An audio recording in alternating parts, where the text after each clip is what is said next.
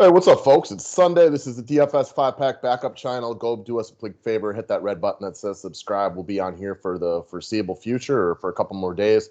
You get no responses from YouTube, so it's hard to say what's what. But either way, here's the NBA DFS info for Sunday, the 8th of March. I know we didn't get a chance to vid yesterday, but we saw the slate eye to eye, and hopefully everyone who followed the vid and our members had a good night. I'm excited to talk this slate over with you because for a Sunday, there's a lot of moving pieces. It's going to be hard not just to slam in the Bucks, knowing that Giannis Right. is doubtful and there's just no reason for them to play them. Before we get into that, though, guys, quick shout out over to Overlay. We are now coming up on 17 grand for the jackpot on the $22 contest. We will keep talking about this nonstop. And another thing I want to talk about, there's a few DFS people out there talking about Overlay. They got this contest that's up there. It's called Beat King Hap of the podcast Happy Hour with King Hap and win $5 bonus. I'll be honest, I haven't won the jackpot. I haven't been in the top 10% as consistently the last couple of weeks as I would like, but I do get that $5 bonus like twice a week. It's just another way that they're trying to play you out there. They got a lot of incentives and opportunities for people to play. We've talked about the Slump Buster Challenge at length. There's so many ways to get paid out here. Make sure you get in where you fit in. One other thing that I love about Overlay, and you talk about it a lot, it's not just the jackpot. In that $22, you hit the top 10%, you get $180. And the great thing about it is, once you hit that once or a couple of times, you've got money to play in that 22. Unlike other pay sites, where you can just easily spend all your money in the matter of 10 seconds, it's a little bit harder to do that here. So it gives you a little more bang for your buck. I entered 3 lineups in the $22 yesterday and had a nice night. So hopefully one of these days we'll be getting taken down the jackpot. Get in there, boys. Sports betting videos have been up a little bit lately. We can't get to them every day, but we'll be talking about them. 5-pack deal today is for monthly customers, guys. You buy a monthly pass today, I will give you half of that first month back, and then you'll be all set up when baseball comes along here in just a couple of weeks. Can't beat it. All right, guys. So let's start with some of the obvious chalk talk on the day. Before I even started looking into the slate, you were messaging me about the Bucks and the fact that Giannis is very unlikely to play tonight. If you watch the Bucks play the Lakers towards the end of the game, Giannis went up for a dunk or a layup, I can't remember, and came down awkwardly on somebody who was on the ground. Looks like a precautionary play more than anything, not to run him out today. The Bucks have been pretty good too, and they say he's not going to play. He rarely plays, so expect this to be chalk Milwaukee day. They got a great spot against Phoenix today, and why not just start your lineups with Eric Bledsoe, who's had some rougher moments lately, but at 5,400 versus old team that he loves going up against because he left Phoenix on bad terms. $5,400. Kiss, Occam's razor, you name it. I wouldn't play a lineup without him today. Same. I mean, I would be playing him here if Giannis were in. He wouldn't be the lock of all locks because Giannis is in, but I liked him last game against the Lakers at 5,700 with George Hill out. Much better spot. I mean, this is the cheapest I can ever remember him being. With no Giannis, he's the first guy you plug in today. I made the comment to you before the show. This might be the easiest play on the entire year, and that might be the case. Man, I don't know if I can go that far, but I can't really argue it either, which should tell you that much. So just lock him in, guys. He's going to be big-time chalk. The opportunity cost of fading him today is too big. Like, you got 7 other spots to be contrarian. Go for a low-owned guy. I'll bring one up for you in a little bit. Just go back to the old drum right there. So start with Eric Bledsoe and don't really think twice about it. Agreed. All right, so the other side of this game, somebody you wanted to talk about, which was a guy I would have been looking at anyway, is the book show, Devin Booker. No DeAndre Ayton, no Kelly Oubre. Booker's been very good against Milwaukee, I think 3 games in a row as well.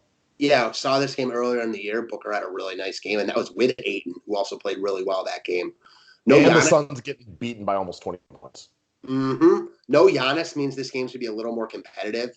You got to like the little Bledsoe versus Booker matchup here. Very affordable at 8,400. You're right. We liked him last time out when Ayton and Oubre were out. He was really good. His DFS numbers got hurt a little bit by the all-star Aaron Baines, but Booker still managed to be really productive, as the game wore on. I like him a lot here. Again, I think this game is competitive. There aren't a ton of guys on Phoenix, I want a roster. Not saying they're not in play, but Booker is the guy that stands out for me, their top player. One of these games, a big game is coming too, and it's coming with no Ayton or Oubre. How do you feel about him tonight? I just think he's a solid play top to bottom. I expect 45 to 50 DK points today. I just think he's not going to hurt you, and he's very unlikely. I don't think he helps you win GPPs today because I do think he gets a lot of love. Sure. he's going to just be solid, right? Like, I really struggle to see him with a bad day. Now, is it possible Milwaukee comes out after a really bad shooting night in LA and goes, on fire from three-point range? Sure. That could happen in any game, though, any matchup. This is just a good spot for him. He makes a ton of sense in the shooting guard spot today. Sweet. All right, so let's move along. And if you want our thoughts on Aaron Baines, stay tuned for members only or buy a membership and you'll get it there. All right, so next up, you mentioned Ersan this morning, but the thing with Ersan right now is he hasn't played in several games. Ever since the Bucks acquired Marvin Williams, he's taken over the Ersan role more than anything. So for this specific game today, I want to know who's starting at power forward. And if it is Ersan, rock and roll. If it's Marvin Williams, rock and roll. Both guys are 3K. Both guys are solid three-point shooters who can do some of the dirty work, getting rebounds. Both guys did see extra run today with Giannis more than likely not playing. Both guys in a good spot against Phoenix. I just want to know who's starting. Oftentimes, and I've been preaching this, what feels like the better part for a decade now, starting is one of the more overrated things when it comes to NBA. Sometimes it's a benefit to run with the second unit. However, in this specific spot, I want to know who's Coach Bud looking at today. And if Ersan, who hasn't played in a few games, is back in the starting lineup, that's the guy I want. If it's Marvelous Marvin, that's the guy I want. So keep it simple, stupid. Take the starter at 3K, rock and roll. Definitely a different situation than a guy like Terrence Ross, who we talked about yesterday, the day before, where you know what his role is coming off the bench. Here, whoever's not starting might not get off the bench. They probably will because no Giannis tonight, but I'm 100% with you here. When I messaged you that this morning, I should have put Ersan / Marvin Williams because we see this eye to eye. You play whoever is starting. The other guy is like a deep GPP flyer, in my opinion. Yeah, I don't even know if I'll go deep. I'll just say deep. You know what I mean? Sure. Because I think both guys have to play today. But to go back to your other point, I don't disagree with you. I fully expect both guys to play. But Coach Bud has shocked us before. I can remember about 15 months ago playing Pat Connaughton, who hadn't been a DNP the entire year. And he was a DNP in favor of Sterling Brown. I expect both guys to play today. What's that? I think that was when like Giannis was out last year too or something. Yeah, every once in a while he'll do it. And again, we'll get into Aaron Baines on the members only video, but also don't be shocked if this game ends up being small too. There are certain ways for this teams to match up that you don't necessarily need to give big minutes to Marvin Williams or Ersan. I want the starter because they're 3K in a good spot, but I don't, crazier things have happened when Coach Bud decides that he wants to take a look at other guys for the day. I think DJ Wilson's active today too. Yeah, I agree with you wholeheartedly here. And I definitely went too far with saying deep. I guess my point is just your point that we only really feel confident in whoever's starting because while they probably both get run, they might not. You don't know how much the bench guy gets. So we see it very similarly here. I like how we're like categorizing how many deeps you put onto something to decide. Right. Like there's a technical statistical term for that and stuff like that. Like, oh no, I can't play him. He had 3 deeps, whereas he only has 2 deeps. Yeah, exactly. So look for the starter, lock him into the power forward position. It's going to help you afford Bledsoe. Again, I don't even feel like I feel bad bringing up Middleton. Duh, you play Middleton today, right?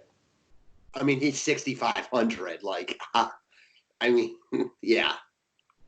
All right. So let's go back to another guy I want to talk about. Brought him up the other day. He absolutely balled again, despite even losing minutes because of a blowout win.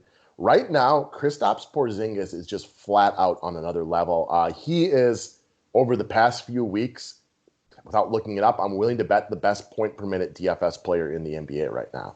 Again, it's possible Giannis or Harden or whoever might be beating him, but I'm pretty sure over the last few weeks, he's right up there, top 5, if not number 1. So brought him up the other day. And because Aaron Baines took 77% of the ownership at center, Porzingis, and because of his new price, was completely overlooked again today. I showed you guys the numbers the other day. Had him at 3% when he went off. Had him at 2.8% the other day. Again, he went off again. This guy's got 3+ block shots and 6 of 8. He's got 8+ 3-point attempts in the last 7 games. He's 6x or better in 6 of 8, and that's even at his new advanced price. And the games that he hasn't 6x or better, it's because one game was a massive blowout and he only got about half of his playing time. And the other one, he still had 50 points against Miami, which is admittedly one of the hardest matchups in the entire DFS world.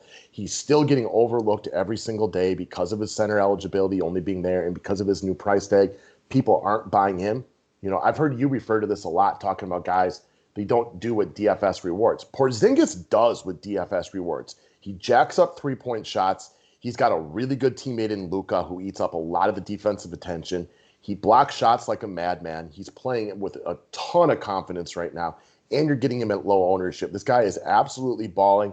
And while Indiana is not a perfect matchup, the one spot on the floor that they're a little bit below average is against opposing big men. Yeah, a lot to like about Porzingis here. I kind of figured you'd go back here because he didn't get the price increase, and he's just been so good and still not getting much love. So I feel like I'm a little bit late to the party here. I made a video on Friday afternoon with someone else in the DFS industry, as you know, and during that video, I'm not sure if you saw it or not, I felt like I was talking to you because he was raving about Porzingis, saying the exact same stuff you were. So sometimes you need to take a step back and, not saying I didn't like him at all, but really start paying attention when two people that you respect are talking about a guy like this. So I watched a bunch of his game. Must have been Friday night. He was awesome. He's playing like a madman, and he's not, his price hasn't increased. I'm 100% with you here. I won't call him a must just because he is over 9K, and there's a lot of good plays on this slate. It might not be like yesterday where it's just an overload, but there are a ton of good plays on this slate. But that's the only reason you're not playing him. If you don't play him, it's not because, you don't like Porzingis. It's just because there's other guys you like slightly more. So, and we get into the ownership percentage here. I expect him not to be popular again today. Why? Because there's other center plays at less money, and I think people struggle to pay for a guy who's at this new advanced price thinking it's nothing but a hot run. I'll admit, this is a hot run. He's probably going to come back to earth at some point. However, there are reasons to believe that this guy could be, working into a spot where he's a DFS stud. Maybe not quite to like Harden, Giannis level, but right up there. One, he's extremely talented, right? This is not a guy who's just like, oh, he's playing really well right now, like Jeremy Lin when he first came into the NBA. This guy is 7'3", shoots the three ball effectively, is one of the best shot blockers in the game. And he also doesn't have all the pressure in the world the way some other guys do. Like when you watch the Bucks play and the entire defense is focused on Giannis because he doesn't have a true like stud number two around him.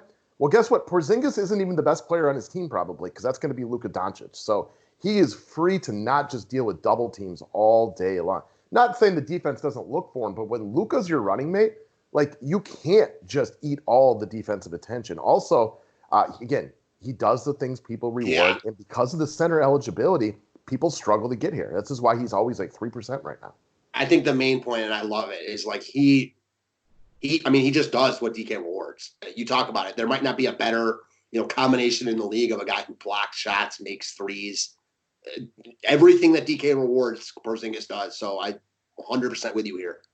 Yeah, and again, it's a lot easier when Luka Doncic is your running mate, right? Because the defense has to be focused on Luka with his passing and his step back three and everything that goes along with it, that you just get lost in the shuffle a little bit. Not saying that defenses won't focus on him.